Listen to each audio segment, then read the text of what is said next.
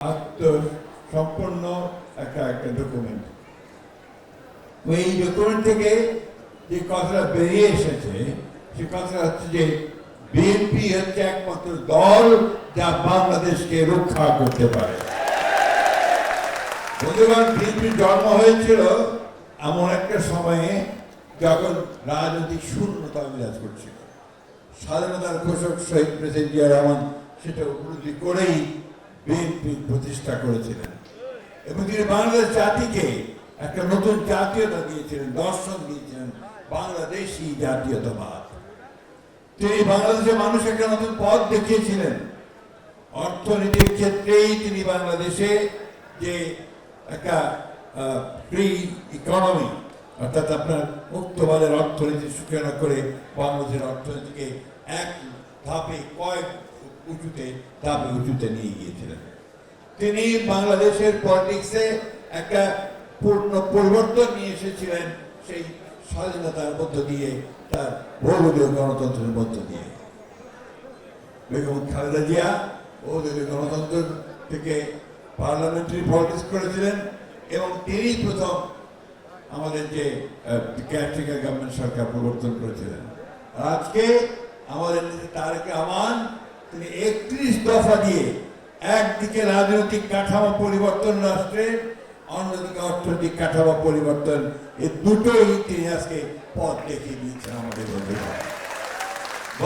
দীর্ঘ সংগ্রামের পরে আমাদের অনেক রক্তপাতের মধ্য দিয়ে আমরা আজকে একটা সুযোগ পেয়েছি আমাদের রাষ্ট্রকে নিজেরা গড়ে তুলবার।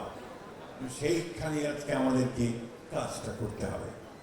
আমাদেরকে আজকে বিভিন্নভাবে একটা মহল ভিন্ন খাতে পরিচালনা করবার চেষ্টা করছে।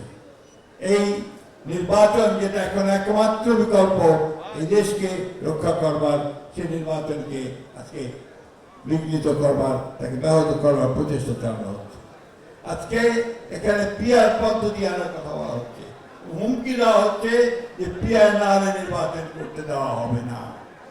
বন্ধুরা, একটা কথা পরিষ্কার করে আমরা এই সরকারকে বলে দিতে চাই খুবই স্পষ্ট ভাবে যে আমরা এই সরকার এখন পর্যন্ত যে সমস্ত সংস্কারগুলো একমত হতে পড়েছে এবং রাজনৈতিক দলগুলো একমত হয়েছে, আমরা সেগুলোর সঙ্গে একমত এবং আমরা অবশ্যই যেভাবে পদ্ধতি হচ্ছে নির্বাচনে আমরা ভোট দিয়ে এসেছি সেইভাবে আমরা ভোট দেবো, আমাদের প্রতিনিধি এবং আমাদের পার্লামেন্ট নির্বাচন করব।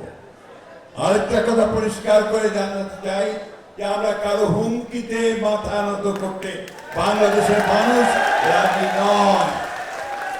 আপনারা নিশ্চয়ই বাংলাদেশে একটা নির্বাচনের মাধ্যমে গণতান্ত্রিক সরকার দেখতে চাচ্ছেন না।